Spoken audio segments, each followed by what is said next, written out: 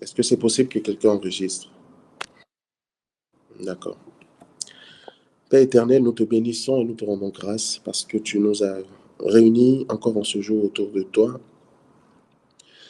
Nous venons, Seigneur, déposer à tes pieds nos vies, mais nous venons surtout, Seigneur, t'adorer. Adorer ta seigneurie, ta puissance et ton autorité. Ta majesté, ta royauté, ton autorité, ta grandeur et ta suprématie. Oui, Seigneur, du lever du soleil jusqu'à son couchant, que ton nom soit béni, que ton nom soit glorifié, que ton nom soit élevé.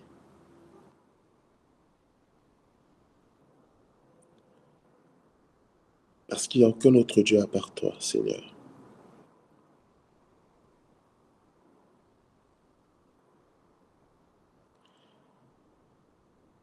Du lever du soleil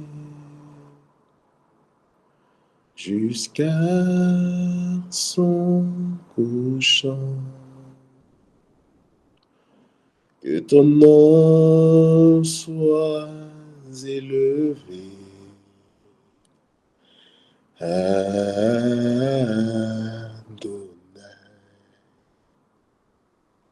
Du lever du soleil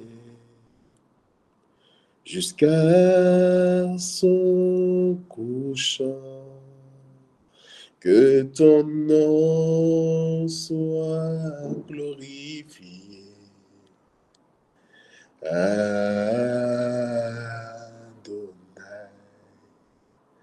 Du lever du soleil jusqu'à son couchant, que ton nom soit magnifié. Adonai.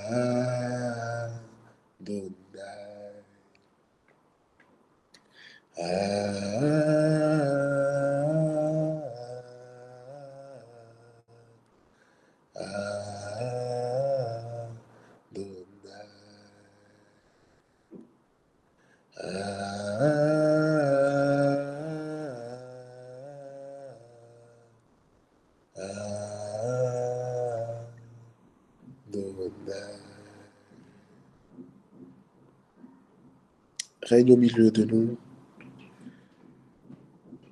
dans toute ta splendeur, ta puissance et ton autorité. Toi qui nous honores par ta présence, ta sainte présence, donne-nous de communier à ta glorieuse présence, Seigneur, par ton esprit qui siège, qui vit au milieu de nous. Donne-nous d'être en parfaite harmonie avec toi.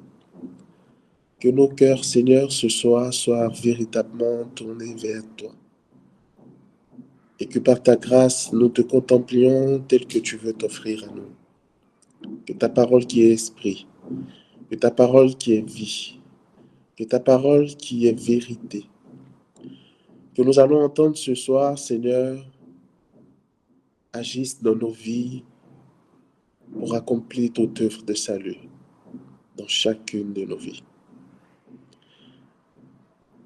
Saint-Esprit, dans ta puissance et ta splendeur, prends le contrôle de nos cœurs, prends le contrôle de nos pensées, prends le contrôle de cet instant et de ma bouche,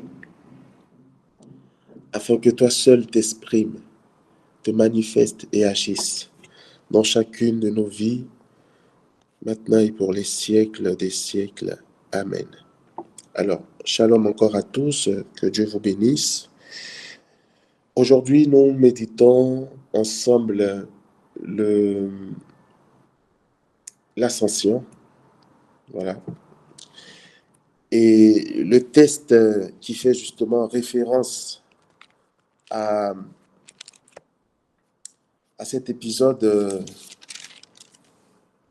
de l'Église et que l'Église célèbre et que l'Église a célébré hier, est tiré du livre des Actes des Apôtres, à partir du chapitre 1er, les versets 4 jusqu'au verset 9.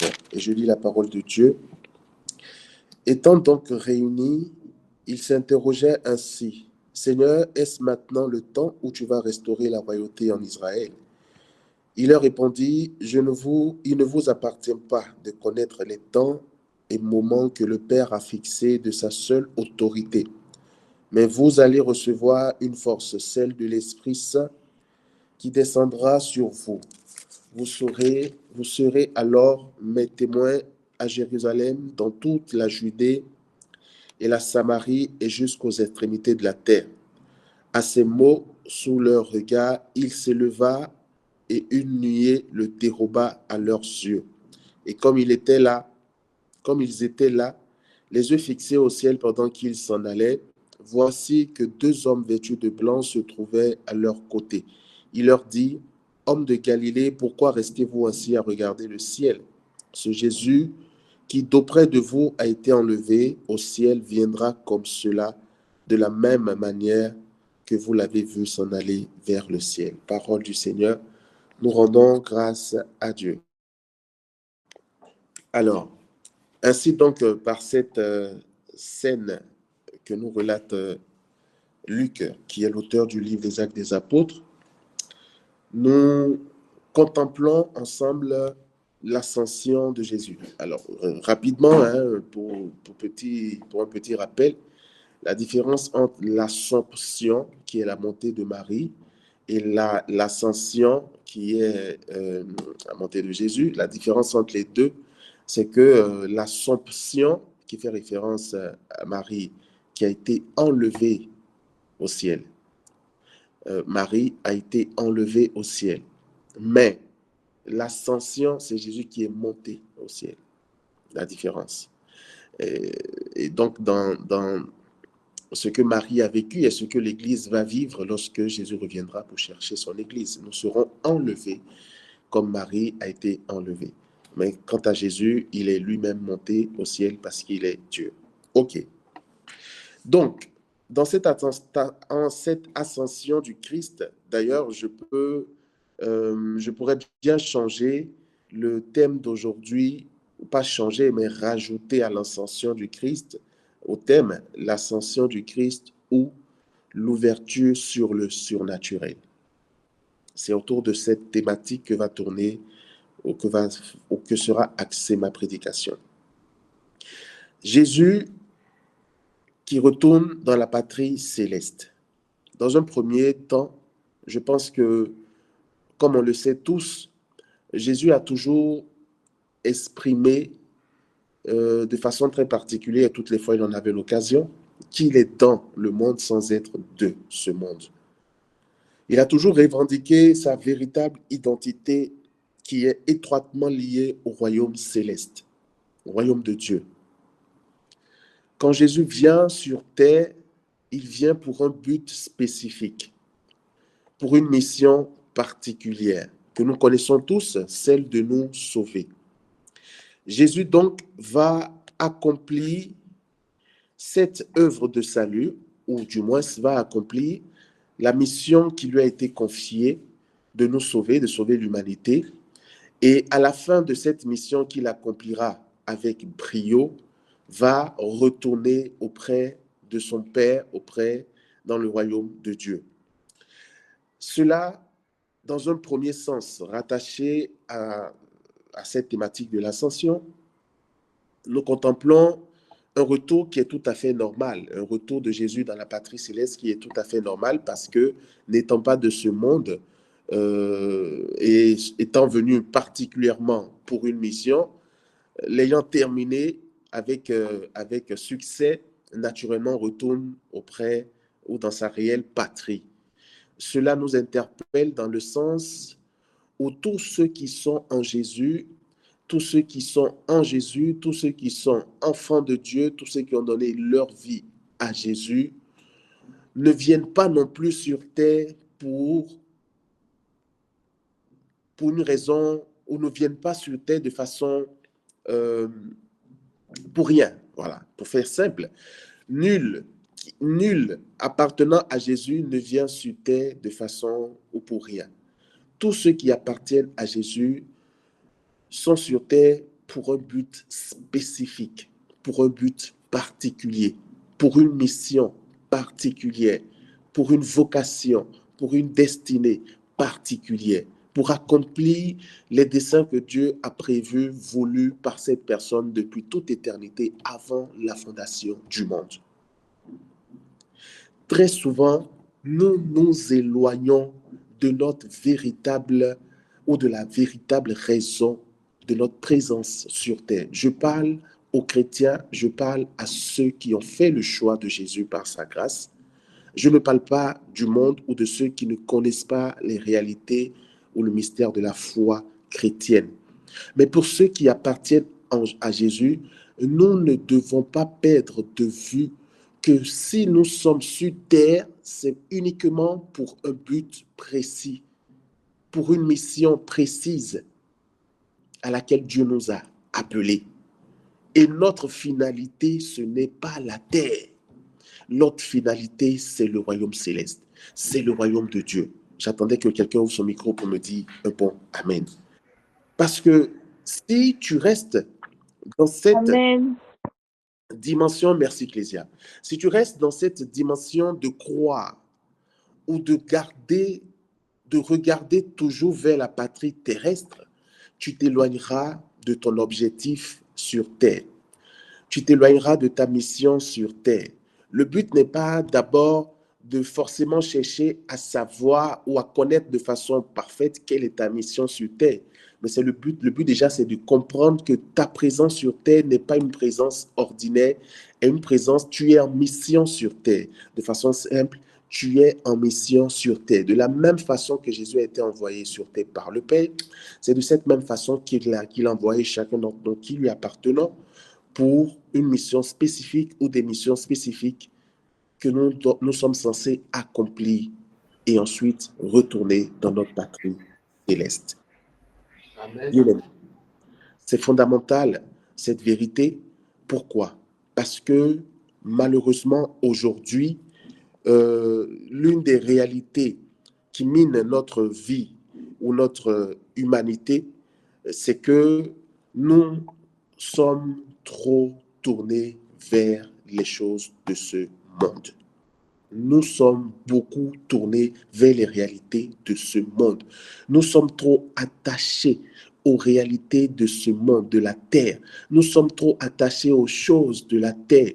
Nous sommes trop à fond dans les réalités terrestres. Et dans leur multiplicité, chacun a son couloir où il évolue dans sa quête des choses de la terre. Mais si elle était passeron, dit la parole de Dieu, seule la parole de Dieu ne passera pas.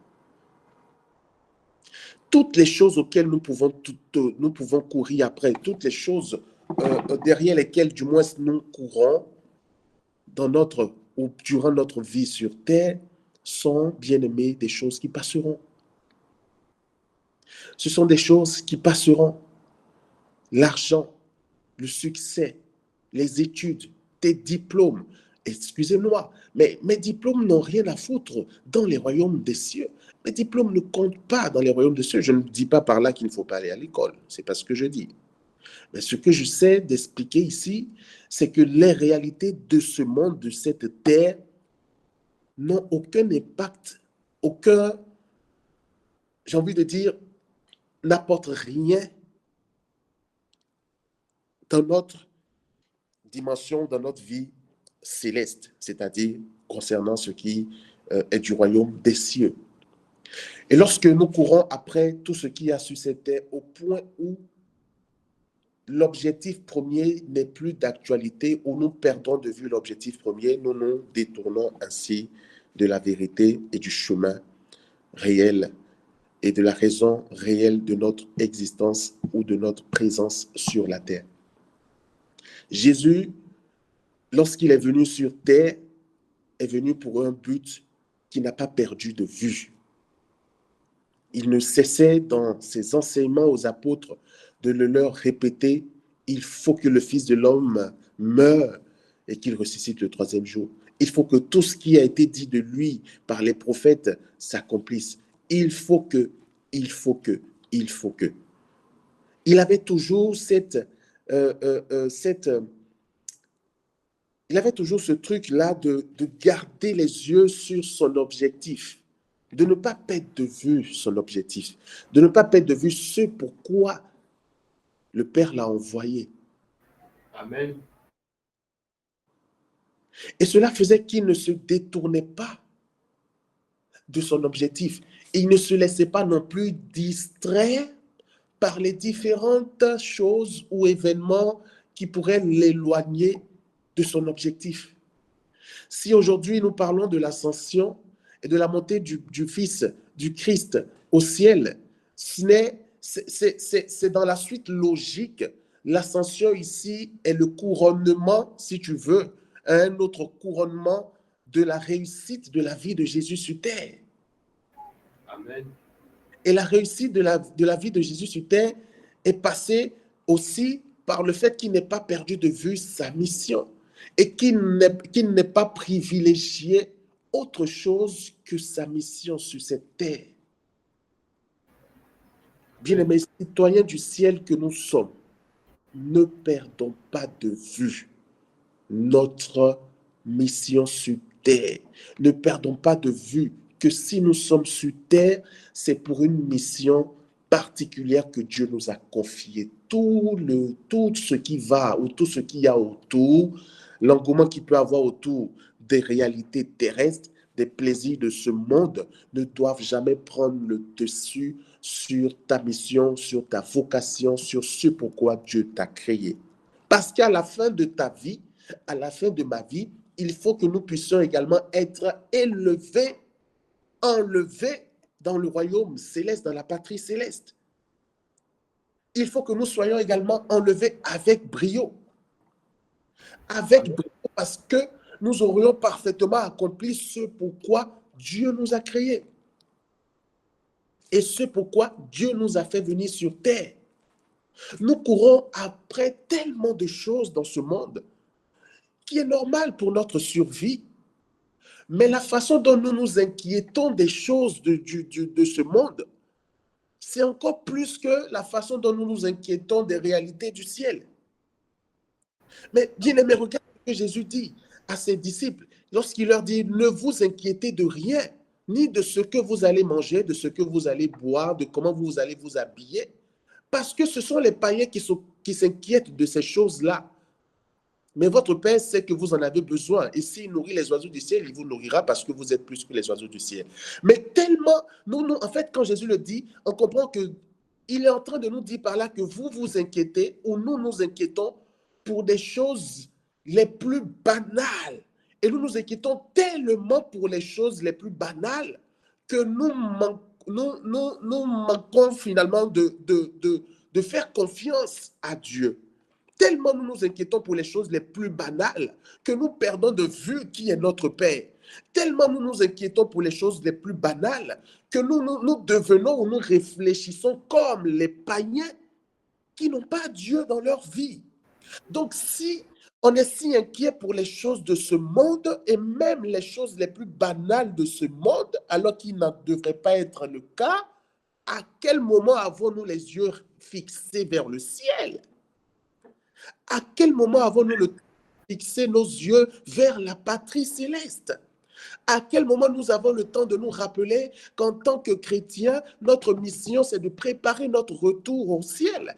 À quel moment nous avons les yeux fixés sur la nécessité de vivre en tant que disciples de Jésus, authentiquement parlant? À quel moment nous nous inquiétons de nos cœurs, de nos vies, qui doivent davantage être transformés, renouvelés, pour que justement nous puissions également entrer dans cette patrie céleste? À quel moment nous nous inquiétons des réalités du ciel? À quel moment nous sommes attirés par les réalités du ciel? À quel moment nous désirons les réalités du ciel? Saint Paul dit dans ses épîtres aux Colossiens, chapitre 3, versets 1 à 3, « Si vous êtes ressuscités avec le Christ, recherchez désormais les réalités célestes, Amen. Recherchez les choses d'en haut, là où se trouve le Christ assis à la droite de Dieu. Alléluia. Si nous sommes ressuscités avec le Christ, nous devons plutôt rechercher les réalités du royaume des cieux. Nous devons rechercher les choses d'en haut. C'est de ça que nous parle Saint Paul. Si réellement toi, tu es ressuscité en Jésus, si je suis ressuscité en Jésus, alors je dois avoir les yeux fixés sur la patrie céleste, les yeux fixés au ciel, les yeux fixés sur le royaume des cieux. Et tout ce qui doit inquiéter ma tête, ma mémoire, ma pensée, ce sont les réalités célestes. Amen. Bien-aimés, il faut que nous revenions, il faut que nous changions de sujet d'inquiétude dans nos vies. Je n'ai pas l'argent, mes diplômes, je ne sais pas, mon mariage, je ne sais pas. Tous ces sujets-là, il faut que nous demandons au Seigneur de nous faire cette grâce, mais il faut que nous revenons à l'essentiel. L'essentiel, ce ne sont pas ces choses-là, mais c'est la patrie céleste. Amen. Si mon cœur n'est pas encore libéré, mais quelqu'un me demandait aujourd'hui, lorsqu'on dit que là où il y a l'Esprit de Dieu, là aussi il y a la liberté, mais qu'est-ce que cela veut dire? Mais si mon cœur n'est pas libéré des inquiétudes banales de ce monde, dans la confiance totale en Christ dans laquelle je dois être inscrit, demandons au Seigneur de nous libérer de cette peur inutile que nous avons de tout et de rien. Amen. Pour que nous soyons dans cette assurance nécessaire pour rechercher les réalités d'en haut. Parce que les réalités d'en haut, bien-aimés, sont plus grandes que les réalités terrestres.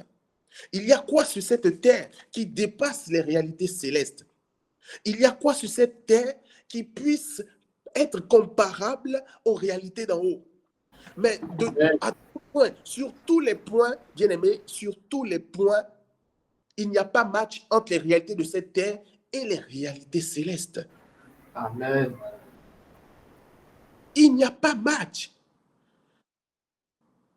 Que ce soit en parlant de la gloire, en parlant de la paix, en parlant de la joie, en parlant du bonheur, en parlant, je ne sais pas, de la présence de Dieu dans sa plénitude, en parlant du surnaturel, en parlant de la dimension du surnaturel ou du miraculeux, en parlant de tout ce que vous pouvez imaginer. Il n'y a pas match entre les réalités terrestres et les réalités célestes. Pourquoi alors sommes-nous encore tant attachés aux réalités terrestres qui nous détournent de la véritable ou du véritable sujet, désir que nous devons avoir au plus profond de nous-mêmes, qui doit être rattaché aux réalités du royaume des cieux. Amen. Bien-aimés, la finalité de notre vie est que nous puissions, comme Jésus, être élevés dans le royaume des cieux.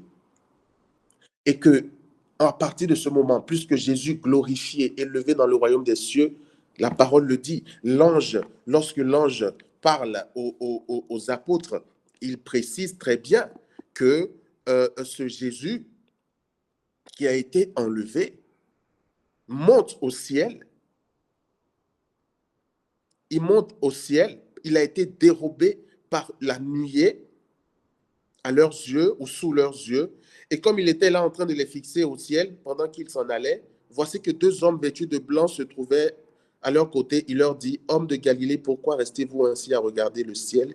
Ce Jésus qui d'auprès de vous a été enlevé au ciel, viendra comme cela, de la même manière que vous l'avez vu s'enlever vers le ciel. Un autre passage précise qu'il est assis à la droite du Père. Mais si Jésus est assis à la droite du Père, c'est parce qu'il mérite cette place au travers de sa mission qui a été parfaitement accomplie avec brio. Et c'est pour ça que toute la création élève sa gloire et proclame son autorité, déclare qu'il est roi et que l'univers visible et invisible l'adore et se prosterne devant lui. Amen. À la fin de notre vie, nous devons également être, j'ai envie de dire, nous devons également recevoir le témoignage du Christ qui témoigne de nous, de notre vie, qui a été conforme avec à sa parole et conforme à ce qu'il a prévu pour nous, à la mission qu'il nous a confiée, à la vocation qui a été la nôtre ou aux vocations qui ont été les nôtres, etc., etc. De sorte à ce que nous soyons également avec le Christ glorifiés comme cela se doit. Bien-aimés, l'ascension de Jésus est également pour nous révélateur. Dans quel sens? Dans le sens où nous devons comprendre que ce Jésus-là a été enlevé ainsi dans le royaume des cieux. Est-ce que, en regardant, en contemplant l'ascension, on peut prétendre que Jésus est mort? On ne peut pas prétendre que Jésus est mort, parce que Jésus n'est pas mort. Jésus est monté dans le royaume céleste. Ça veut dire que c'est la finalité de ceux qui appartiennent à Jésus. Ceux qui appartiennent à Jésus rentrent dans le royaume de Dieu. Nous, les chrétiens, on doit sortir de cette peur que nous avons de la mort. Nous voyons la mort comme la fin de la vie, la finalité de la vie. Nous voyons la mort comme, j'ai envie de dire, le terminus des terminus. Nous avons tellement peur de la mort que nous cédons à toutes les peurs que Satan peut nous infliger ou susciter en nous. Bien-aimé, le chrétien ne meurt pas. Il rentre dans la vie. Quiconque croit en lui ne mourra pas. Et même s'il meurt, vivra, dit Jésus, lorsqu'il parle à Marie ou à Marthe. Et Jésus n'est pas mort, car il a vaincu la mort après sa descente dans le tombeau et aux enfers, ressuscité le 3e jour pour monter dans toute sa gloire au ciel. Mais regardez, Jésus monte au ciel avec son corps humain.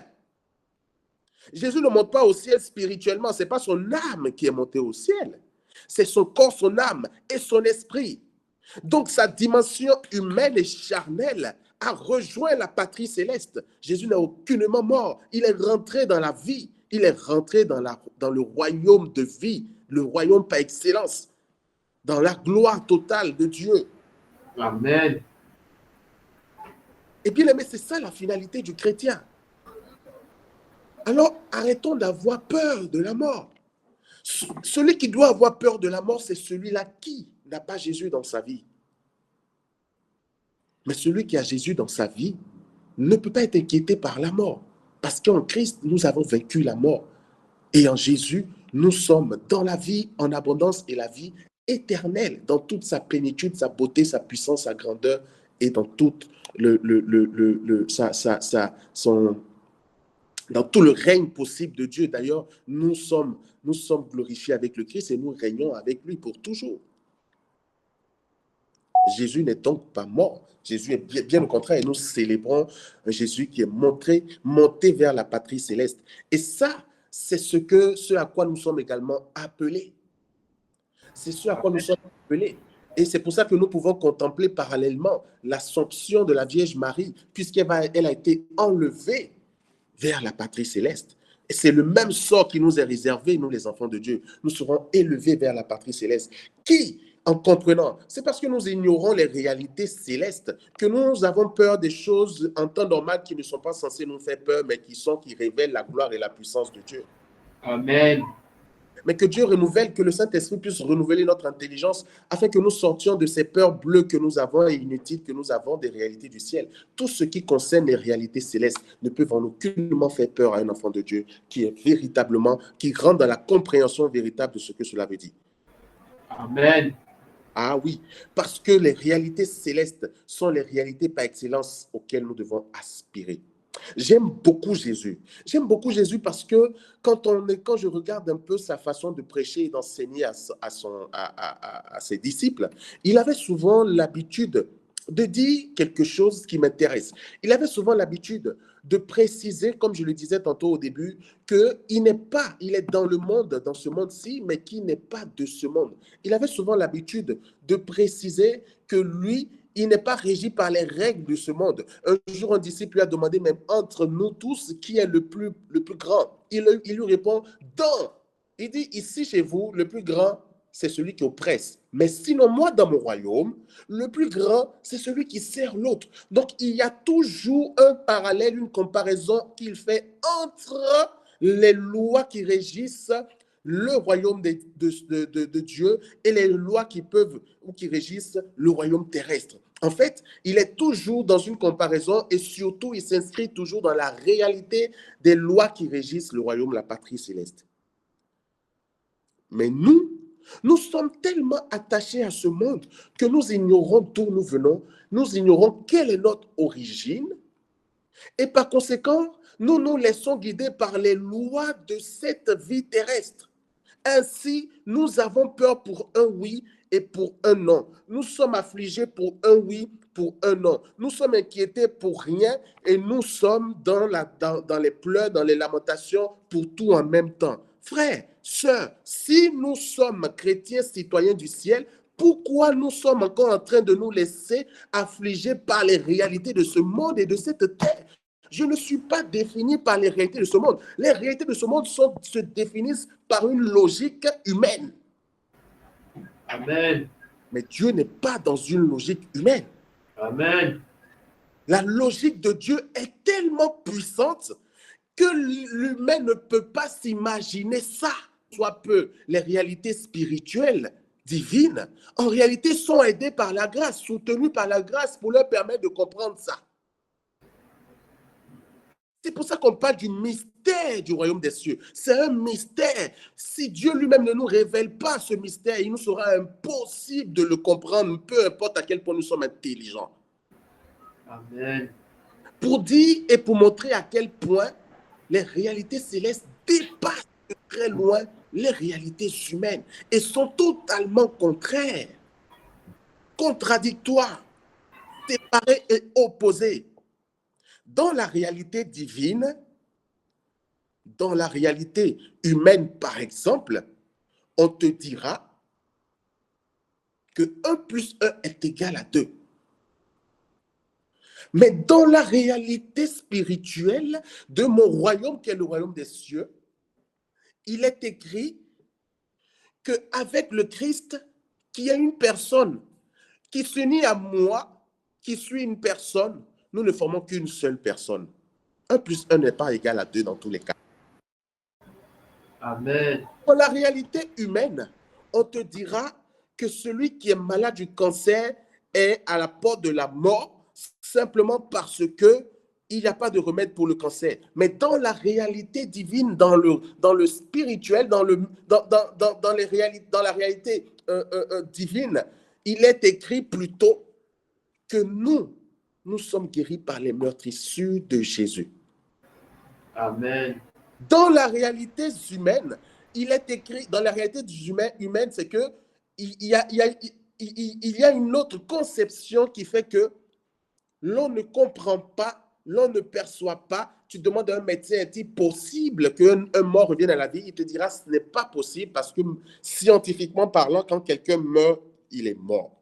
Il n'y a plus de marche arrière. Sauf que dans la réalité du royaume des cieux, Jésus voit un enfant qui est mort. Son père vient appeler Jésus pour qu'il prie pour cet enfant. Jésus dit non, elle n'est pas morte. Elle ne fait que dormir. Parce que le langage spirituel, le langage du royaume des cieux n'est pas pareil avec le langage de ce monde. Ainsi, Jésus ne considère pas la mort de cette fille comme une mort, mais plutôt comme un petit état de sommeil. Et pour la ressusciter, il a simplement appelé cette fille, il l'a réveillée comme un enfant qui dort. Amen. Mais il faut que nous apprenions à nous calibrer selon les réalités célestes, parce que c'est ce qui fait en sorte que nous demeurons encore dans cette dimension humaine et qui ne nous permet pas de shifter dans la dimension du surnaturel. Là, je suis en train d'aboutir à la deuxième partie de ma prédication qui est rattachée au surnaturel. Comme je le disais, l'ascension de Jésus comme thème, l'ascension de Jésus ou l'ouverture vers le surnaturel. L'ascension de Jésus est l'ouverture vers le surnaturel. Pourquoi? Simplement parce que Jésus lui-même, dans sa dimension bien qu'humaine, n'a fait que manifester en tout temps la dimension surnaturelle. Jésus n'était pas régi par les lois de ce monde, parce que les lois de ce monde, par les lois de ce monde, il est impossible qu'un homme marche sur la mer. Mais Jésus marchait sur l'eau. Dans les réalités de ce monde, il est impossible que Jésus parle à un arbre qui sèche en même temps, séance tenante. Mais dans les réalités de spirituelles, cela est possible. C'est pour ça qu'il dit, si vous avez de la foi comme un petit grain de moutarde, vous demanderez à cette montagne, déplace-toi, elle se déplacera.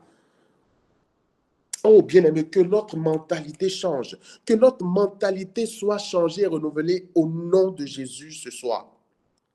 Nous avons besoin que notre mentalité change. Nous avons besoin que notre façon de vivre notre foi chrétienne change. Le surnaturel, Jésus a ouvert la porte du surnaturel par sa montée au ciel. D'ailleurs, il le disait quelque part dans ses évangiles. Il parlait à un de ses disciples, il lui disait, dorénavant, vous verrez le ciel ouvert et les anges monter et descendre au-dessus du Fils de l'homme. Alléluia. Jésus laisse entrevoir par son ascension des réalités du ciel. Il nous laisse, il permet qu'au travers de cette ascension par laquelle il ouvre les écluses des cieux, que par ce canal, par cette brèche, par ce point de contact entre le ciel et la terre, entre le royaume des cieux et la terre, qu'il y ait connexion dans le surnaturel, que le surnaturel soit relâché dans notre humanité pour que nous puissions et que nous commencions à vivre de façon surnaturelle les réalités d'en haut en étant sur cette terre. Amen. Ah, mais bien aimé, regarde, je dis, il avait annoncé qu'on verra le ciel ouvert et les anges monter et descendre au-dessus du Fils de l'homme. Il n'avait pas menti, parce que pendant que ses disciples regardent en train de monter au ciel, voici que deux anges leur apparaissent et leur parlent jusqu'à leur révéler que c'est de la même façon qu'il reviendra.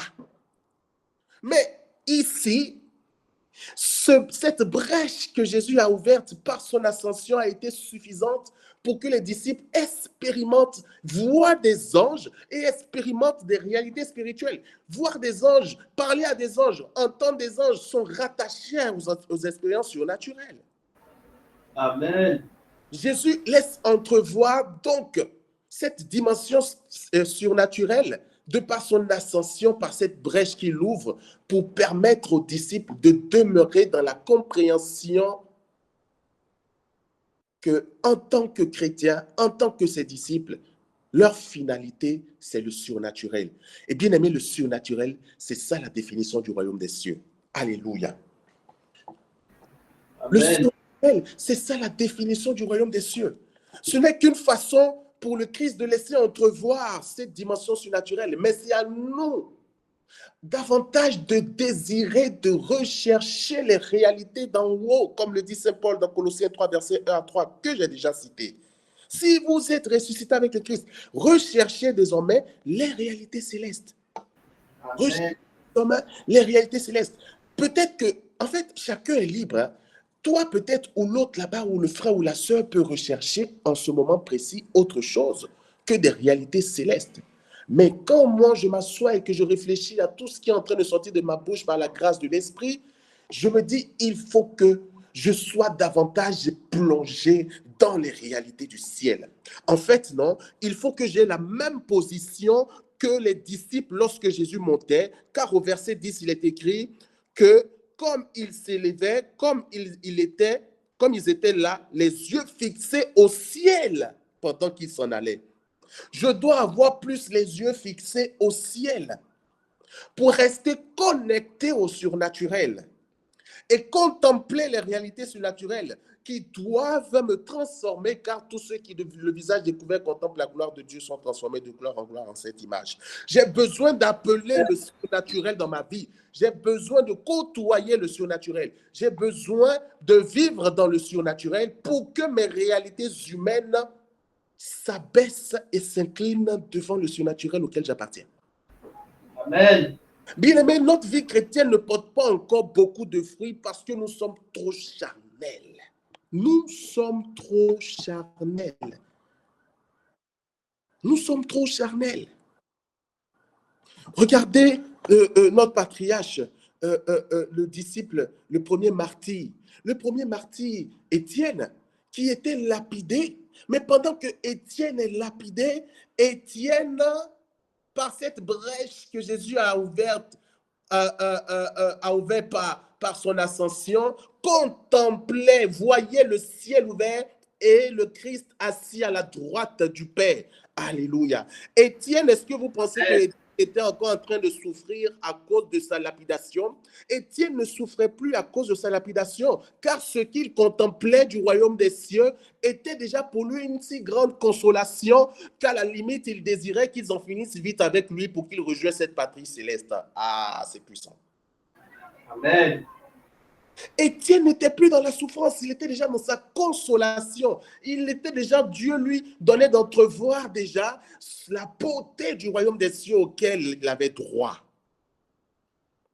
Amen. Au point où pendant qu'il est lapidé, le gars ne se soucie même pas de ceux qui le lapident, mais il s'écrie, je vois le ciel ouvert et le Fils de l'homme assis à la droite du Père. Alléluia. Je vois ce qu'il est trop beau, est trop grand, est trop puissant. Son cœur est touché, son âme est touchée. Il aspire aux réalités célestes. Il ne sait même plus si on est en train de le lapider, mais le gars est déjà prêt pour trépasser.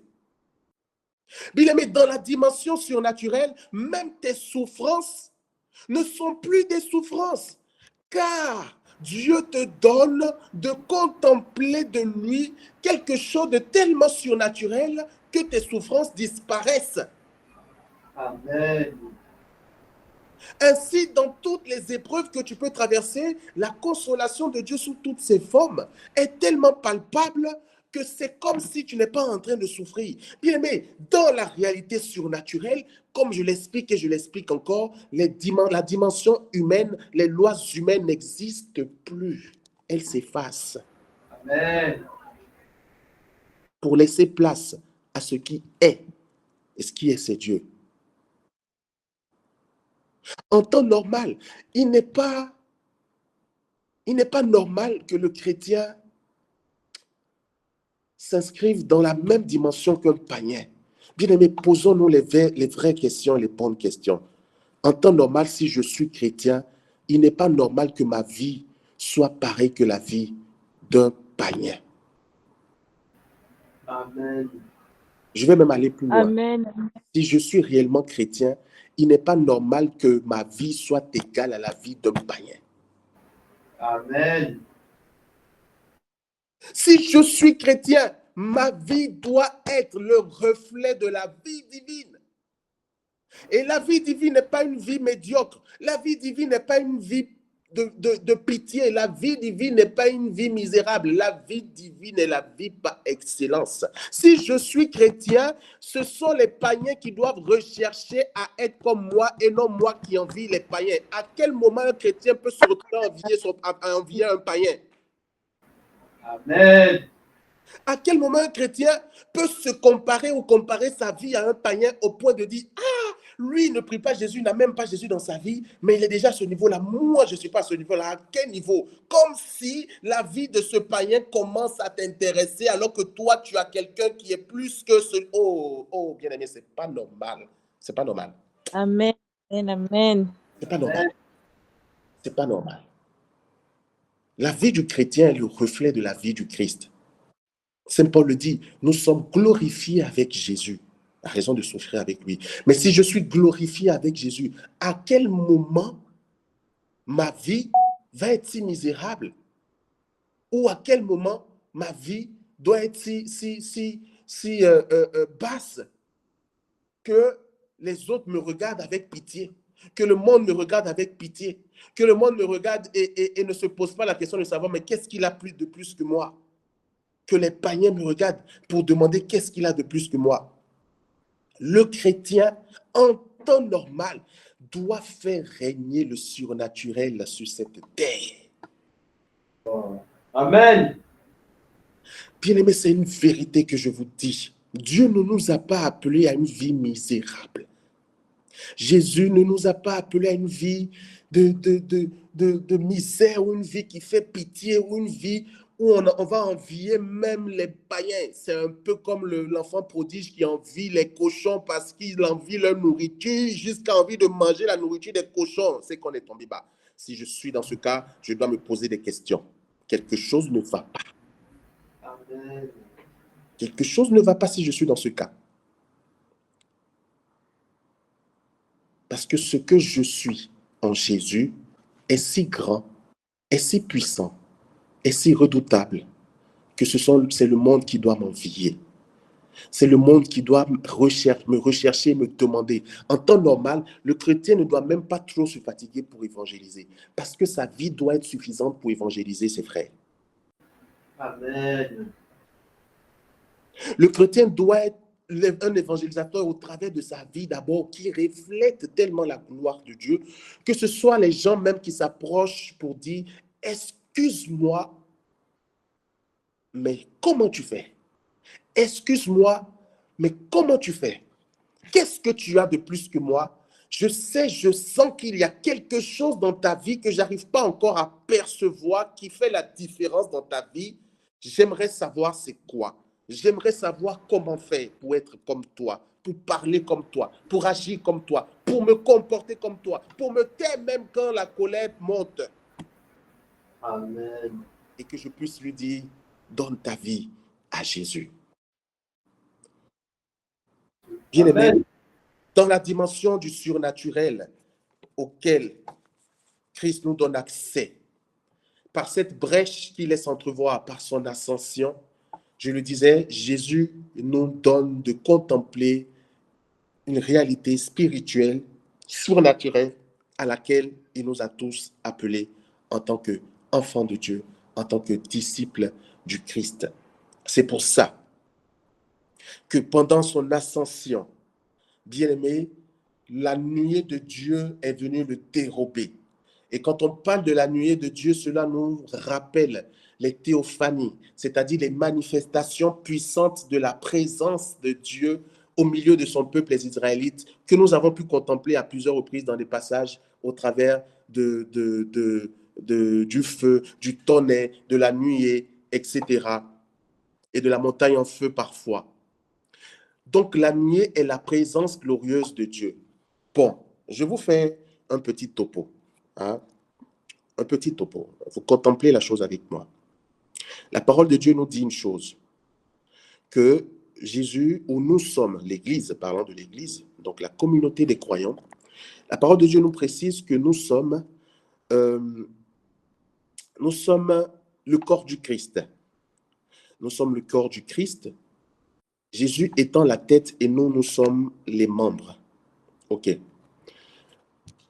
Ce corps du Christ que nous représentons,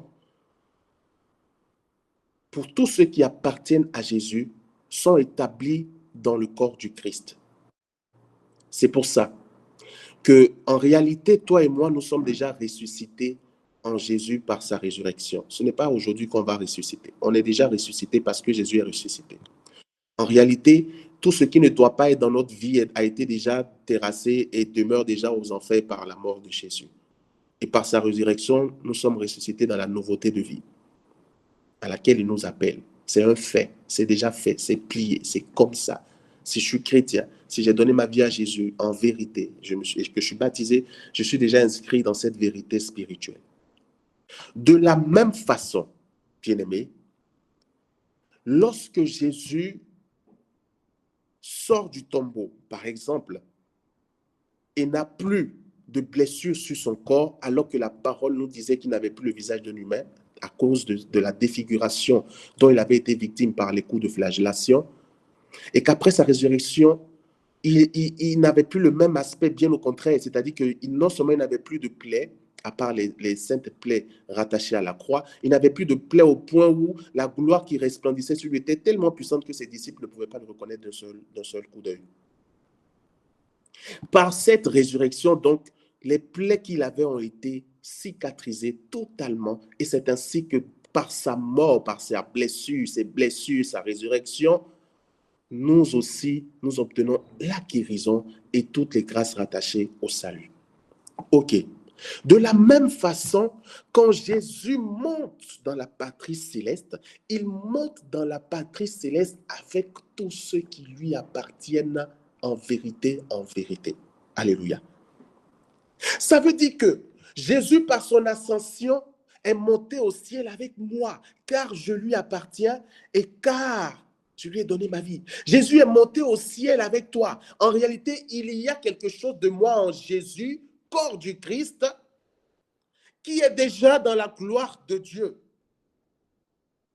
Quand le Père contemple la face de son Fils, quand le Père regarde son Fils, il voit en son Fils chacune des âmes que son Fils a sauvées par sa mort et sa résurrection. Si Jésus est à la droite du Père, alors ça veut dire qu'à la droite du Père également se tient le visage de chacun d'entre nous qui appartenons à Jésus-Christ de Nazareth. Amen. Dans cette condition, dans cette réalité, dans cette vérité, bien-aimé, tu es déjà dans la gloire de Dieu. Est-ce que vous le savez? Dans la dimension du surnaturel, le monde humain est régi par une règle qui fait que je ne peux pas être à deux endroits en même temps. Mais ça, on s'en fout. Ça, ce sont les règles de ce monde. Sinon, moi, dans la patrie céleste, il y a ce qu'on appelle, même pas seulement dans la patrie céleste, même en réalité ici, puisque Dieu nous donne déjà d'avoir un aperçu, un avant-goût des réalités spirituelles et des réalités mystiques et des réalités surnaturelles d'en haut. Il y a ce qu'on appelle par exemple la bilocation. La bilocation, c'est le fait d'être à deux endroits en même temps. Il y a ce qu'on appelle la téléportation dans les charismes.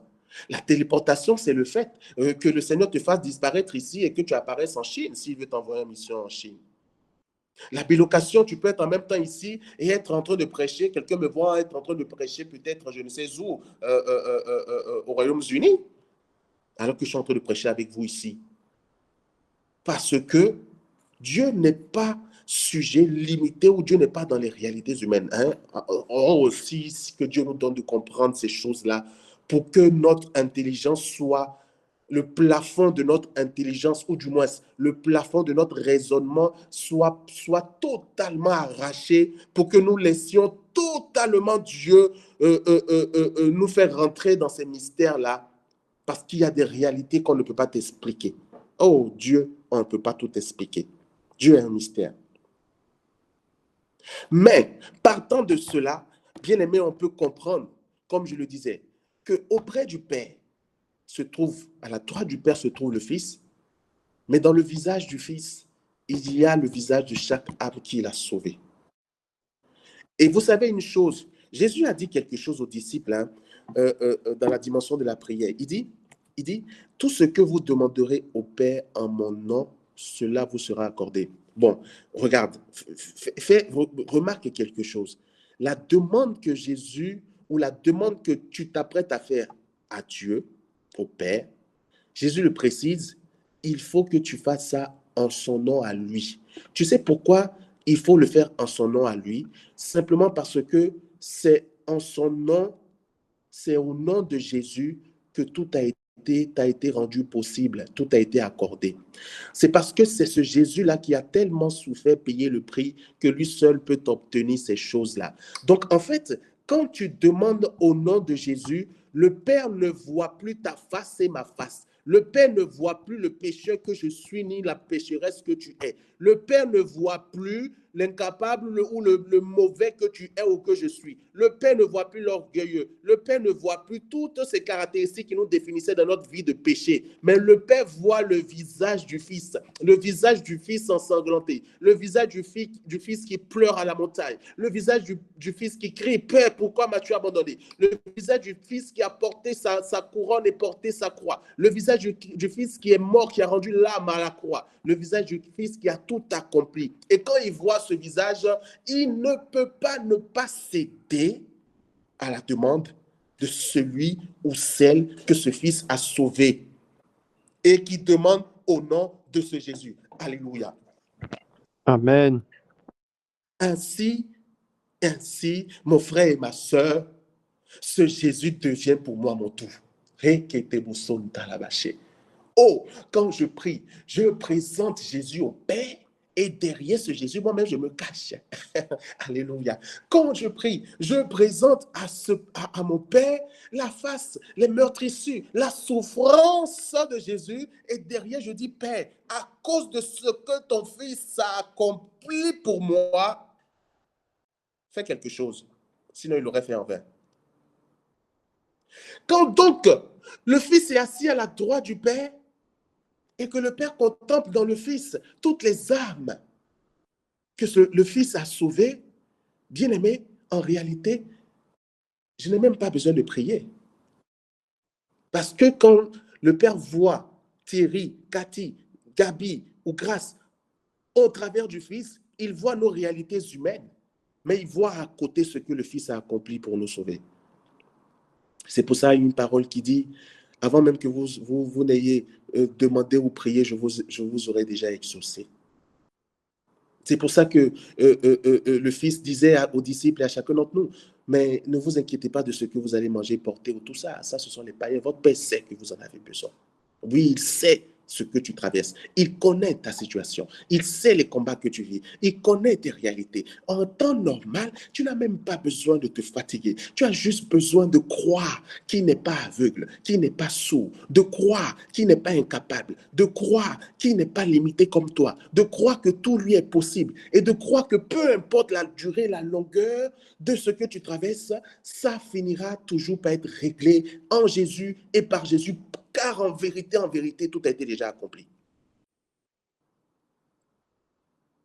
Bien-aimé, la montée au ciel de Jésus a laissé une brèche entre le ciel et nous, un point de contact entre le ciel et nous, de sorte à ce que le surnaturel puisse se joindre à nos vies. Ce n'est pas pour rien que le Saint-Esprit, les 10 jours qui ont suivi la montée de Jésus au ciel, lorsqu'il est descendu avec fracas et puissance, parce que la brèche avait été déjà ouverte. Alléluia. La brèche a été déjà ouverte. La brèche, je parle à quelqu'un prophétiquement, la brèche a été déjà ouverte. Je te dis et je t'annonce que la brèche a été déjà ouverte. Pendant que je déclare cette parole, je vois la puissance de Dieu qui est en train de te visiter parce que le surnaturel se joint à ta vie. La brèche a été déjà ouverte par l'ascension de Jésus. Rekete koson tarabache. La broya sante kete deboso. Un jour, j'étais en train de prier dans la chambre. Et pendant que je priais, voici que je reçois la visitation du Seigneur. Et il me dit qu'il n'est pas venu seul, mais qu'il est venu avec toute la cour céleste. Oh, bien-aimé, l'atmosphère avait basculé. Je ne sais pas comment t'expliquer dans quel état j'étais, mais j'étais pété et éclaté. La gloire de Dieu était tellement puissante. Jésus me visite avec toute la cour céleste. Ange, archange, tout ce que tu veux. Vierge Marie, tout ce que tu veux. Bien-aimé, je suis de ce monde. Je suis dans ce monde, mais je ne suis pas de ce monde. Il faut que nous apprenions à avoir un langage digne des enfants de Dieu. Tu es dans ce monde, mais tu n'es pas de ce monde. Les lois de ce monde gouvernent les habitants de ce monde. Mais les habitants de la patrie céleste sont gouvernés par les rois, par les lois de la patrie céleste. Et entre les lois de la patrie céleste et les lois de ce monde, il n'y a qu'une seule catégorie de lois qui domine. Ce sont les lois de la patrie céleste. Je vais nous lire un passage de Jean, qui est l'auteur du livre de l'Apocalypse. Pardon, je parle Jean. Luc, qui est l'auteur du livre de l'Apocalypse. Parce que Luc, ici, va également raconter une vision, puisque Apocalypse veut dire révélation. Il va raconter ici une vision dans laquelle il contemple le ciel ouvert. Bien-aimé, Jésus l'a dit, vous verrez désormais le ciel ouvert et les anges monter et descendre sur le Fils. Parce que Dieu veut se révéler à nous. Dieu veut nous donner de goûter à la dimension spirituelle. Ne pensons pas que ces choses-là sont uniquement pour une catégorie de chrétiens qu'on appelle les saints. Non, c'est pour toi et c'est pour moi, bien-aimé. Aspirons aux réalités célestes. Amen. Bien-aimé, vraiment, on n'a pas les mêmes problèmes. Hein, parce que pendant que nous, on court après certaines réalités de ce monde, d'autres personnes sont dans un autre niveau. D'autres personnes aspirent à autre chose. D'autres personnes ont tourné déjà leur pensée vers autre chose. Mais ce qu'on ignore, c'est que Dieu veut se révéler à nous. Mais écoutez, si je vous dis par exemple que il est possible que tu aies l'apparition de Jésus en chair et en os, qui s'assoit avec toi sur ton lit pour discuter avec toi, tu me diras peut-être que c'est faux. Peut-être que quelque part, une partie de toi ne va pas croire. Mais après la résurrection de Jésus, n'est-il pas apparu du moins à ses disciples et même ceux qui doutaient? N'a-t-il pas demandé à celui-là même qui doutait parmi eux tous de toucher, qui voulait à tout prix toucher d'abord avant de croire? Ne lui est-il pas apparu jusqu'à lui demander de mettre son doigt dans son côté et de mettre son doigt dans ses saintes plaies au niveau des mains pour l'amener à croire?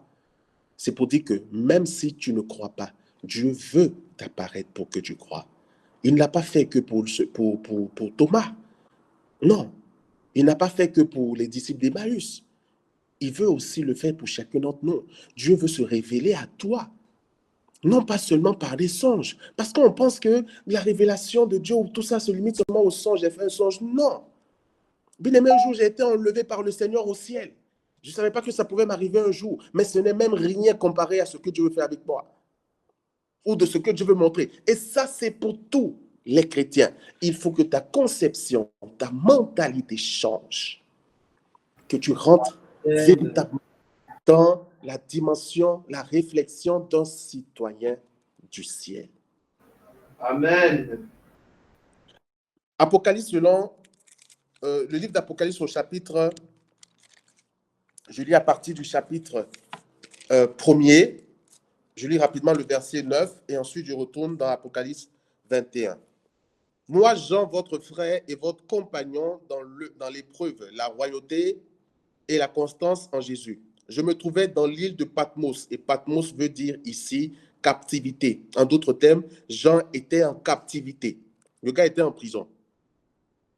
Il ajoute, je me retrouve dans l'île de Patmos à cause de la parole de Dieu et du témoignage de Jésus. Donc, il était persécuté, il vivait une persécution, une épreuve, une difficulté, enfermé, emprisonné, à cause du fait qu'il prêche. Il prêche Jésus, il n'a rien fait de mal. Je tombais en extase le jour du Seigneur et j'entendis derrière moi une voix clamer comme une trompette. Ce que tu vois, écris-le dans un livre pour l'envoyer aux 7 églises à Éphèse, Smyrne, Pergame, Thyatire, Sardes, Philadelphie et Léodicée. Je me retournai pour regarder la voix qui me parlait et m'étant retourné, je vis 7 candélabres d'or et au milieu des candélabres, comme un fils d'homme, revêtu d'une longue robe serrée à la taille par une ceinture en or. Je m'arrête là, mais ici, Jean a accès à une dimension du surnaturel dans laquelle Dieu lui révèle des choses, des réalités d'en haut. Et jusqu'à aujourd'hui, cette parole est tellement puissante parce qu'elle est prophétique que je me rappelle un jour, un samedi en présentiel ici, il y a quelques années en arrière, pendant le temps de prière, le Seigneur avait inspiré ce passage-là et on avait donné ce passage à un frère qui assistait à la prière, de lire le passage. Vous savez ce qui s'est passé? C'est un cadre, un haut cadre. Un haut cadre. Le gars a commencé à lire la parole d'Apocalypse là. Le feu est tombé sur lui. Il n'avait jamais fait l'expérience du Saint-Esprit. Ce jour-là, il a rencontré le surnaturel. Ce même jour-là, il a reçu le parler en langue. Ça a dégénéré. Il était éclaté, pété partout.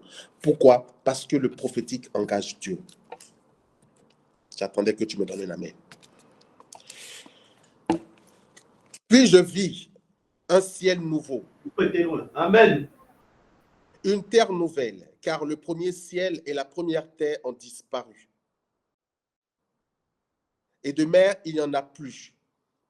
Et je vis la cité sainte, Jérusalem nouvelle, qui descendait du ciel de chez Dieu. Elle s'est faite belle, comme une jeune mariée parée pour son époux. J'entendis alors une voix clamer du trône. Voici la demeure de Dieu avec les hommes. Alléluia. Voici la demeure de Dieu avec les hommes. Il aura sa demeure avec eux. Ils seront son peuple et lui, Dieu avec eux, sera leur Dieu. Il essuiera toute l'âme de leurs yeux. De mort, il n'y en aura plus. De pleurs, de cris et de peine, il n'y en aura plus, car l'ancien monde s'en est allé. Alors celui qui siège sur le trône déclara, voici, je fais l'univers nouveau. Puis il ajouta, écris, ces paroles sont certaines et vraies. C'en est fait, me dit-il encore, je suis l'alpha et l'oméga, le principe et la fin. Celui qui a soif, moi je lui donnerai de la source de vie gratuitement. Telle sera la part du vainqueur. Et je serai son Dieu et il sera mon fils. Mais les lâches, les renégats, les dépravés, les assassins, les impurs, les sorciers, les idolâtres, bref, tous les hommes de mensonge, leur lot se trouve dans les temps brûlants de feu et de soufre. C'est la seconde mort.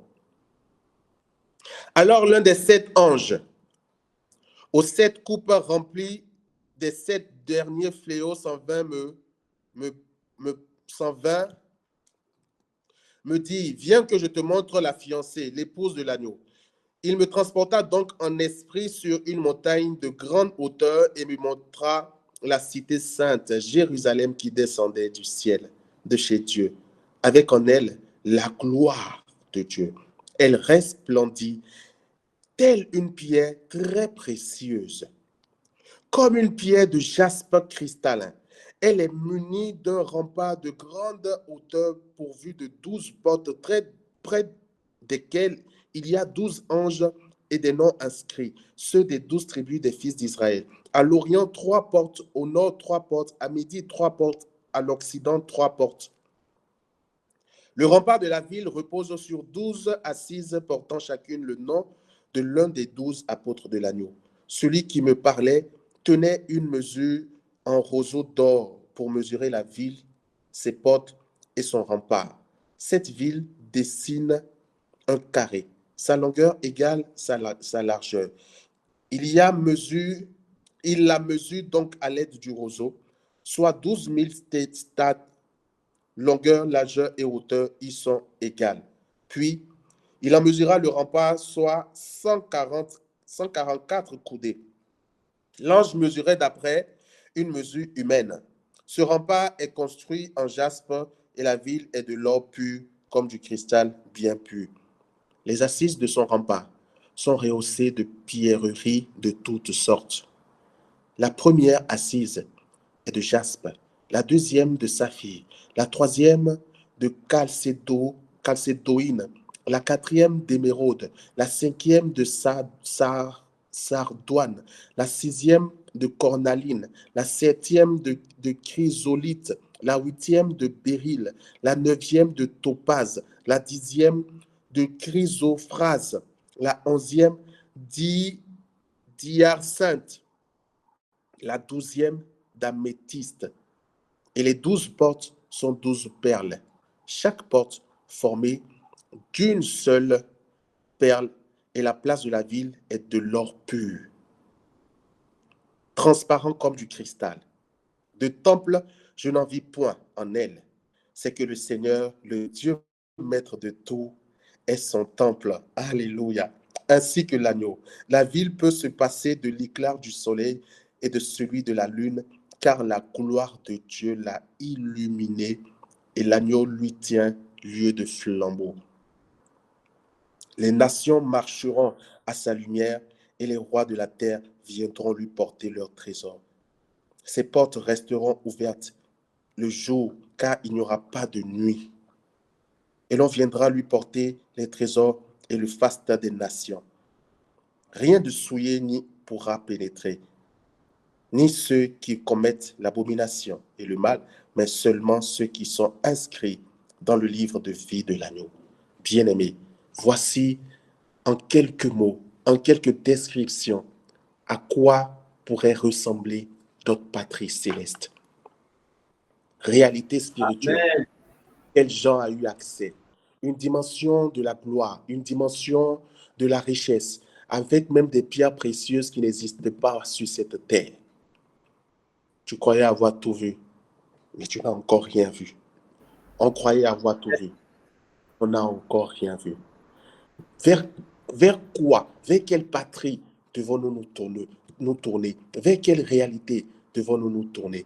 Vers quelle dimension devons-nous nous tourner? Moi, j'ai fait un choix.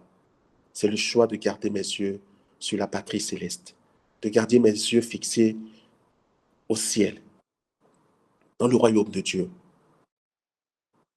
sur celui qui siège sur le trône et l'agneau assis à sa droite. Car je sais une chose, que peu importe le secours auquel j'aspire, ce secours me viendra uniquement de ce Jésus. Peu importe le chemin que je cherche, il est celui-là même qui est la définition du chemin. Peu importe la vie à laquelle j'aspire, je l'ai déjà au nom de Jésus, car je suis établi en lui et par lui. Que cette ascension nous donne davantage l'espérance de ce salut, de cette gloire, mais surtout l'espérance de nous inscrire davantage dans la dimension du surnaturel, car l'ascension de Jésus ouvre une brèche sur le surnaturel auquel Dieu nous donne accès. Amen. Amen.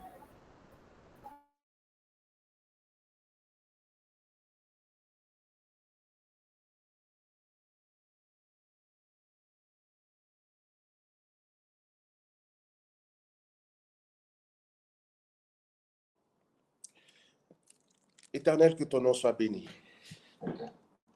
Seigneur Jésus, lorsque les disciples te regardaient monter, t'élever au ciel, ils avaient le regard fixé sur toi. Mais dans ce regard, il y avait également certainement de l'affliction, de la tristesse, parce que tu t'en allais. Leur ami, leur compagnon, leur maître s'en allait.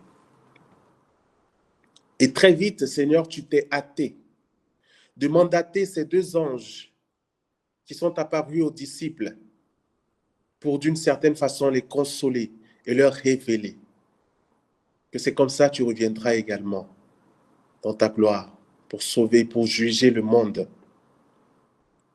Seigneur, donne-nous d'entrevoir également et de nous inscrire dans la dimension du surnaturel. Nous avons besoin, Seigneur, que nos vies soient véritablement transformées, que nos vies soient véritablement tournées vers toi.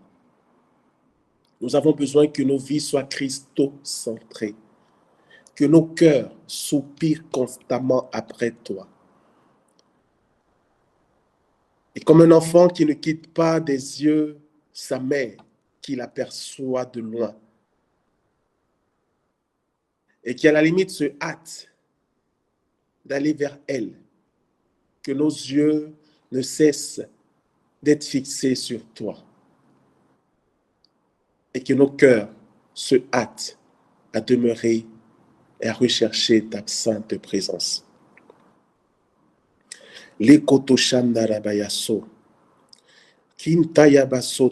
Alors, faites attention parce que le Seigneur me notifie que sa présence va s'intensifier de là où vous vous trouvez.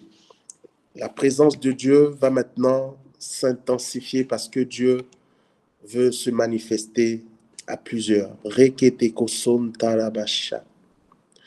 Rakotoshan dereboso. Jérémie, attends-toi au Seigneur. Rekete son tarabababa shekereboso. Kandalabasoto lebraya shekereboso. Kintalabasoto leboshanta katalabaso.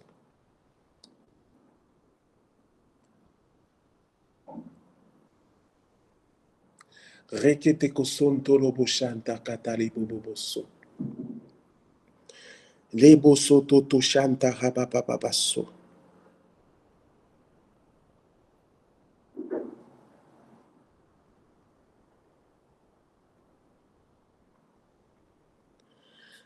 Rekete kosonto lobosha. Alors, il y a quelqu'un à qui cette parole est adressée. Je n'ai pas de précision sur qui c'est, mais c'est comme si tu avais du mal à accueillir la grâce de Dieu. Tu sais, la grâce est un don immérité. Personne, nul ne mérite la grâce de Dieu. Mais c'est ça le propre de la grâce. C'est un don gratuit que Dieu nous fait. Et c'est un peu comme si toi, tu avais du mal à accueillir la grâce de Dieu. C'est comme si tu as du mal parce que, bref, tu as du mal à accueillir la grâce de Dieu. Est-ce que la personne concernée peut lever la main?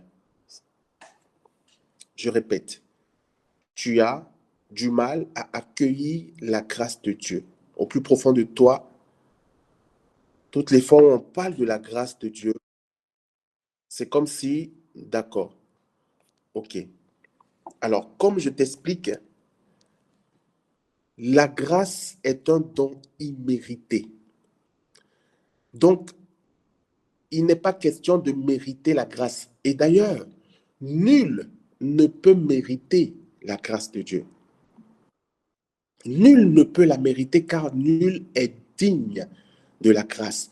Et bien au contraire, lorsque Dieu nous fait grâce, en nous faisant grâce d'une grâce que nous ne méritons pas, lui-même nous rend dignes. Alors ne pas accepter la grâce, à la limite, c'est un peu même offenser Dieu. Le Seigneur me dit qu'il est en train d'ouvrir ton cœur à la grâce. Je ne sais pas comment tu vas vivre la chose, mais il est en train d'ouvrir ton cœur à la grâce. Laisse-toi aller et accueille simplement. Les brochas, parle un peu en langue de là où tu te trouves.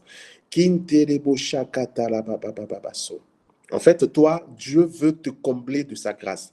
Tu vas vivre la grâce de Dieu dans une proportion, une dimension que tu n'imaginais pas possible. Je suis désolé pour toi. La grâce de Dieu te localise. Rakete koson tolobo shakarababababaso. Le kotoshan de lebroso kotoshan talabababa. Brinta kata leboso. Tayase kerebo shantala. Oh, merci. Gloire à toi, Jésus. Gloire à toi, Seigneur, pour ce que tu fais au milieu de nous ce soir, Saint-Esprit. Kinta de bobobo santa la bache kereboso. Alléluia.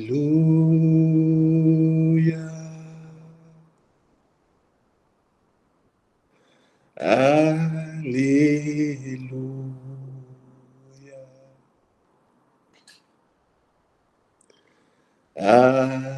Alléluia.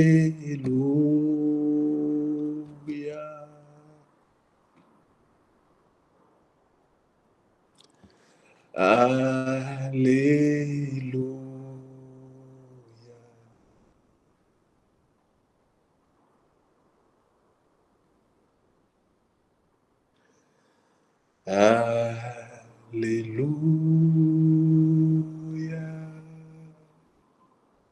Alléluia. Alléluia.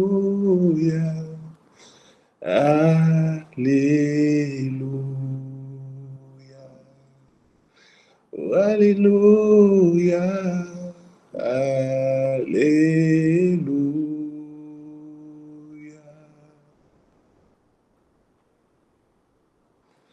Alléluia.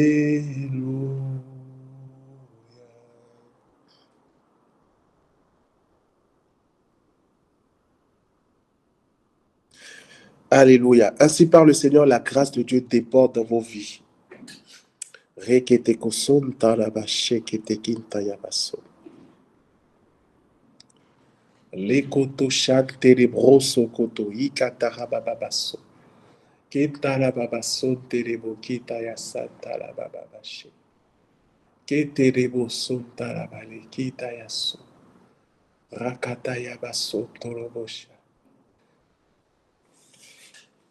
Karabaso toto shanta la baba baba. Rekete ko son toroboyi kanta la baba baba baba.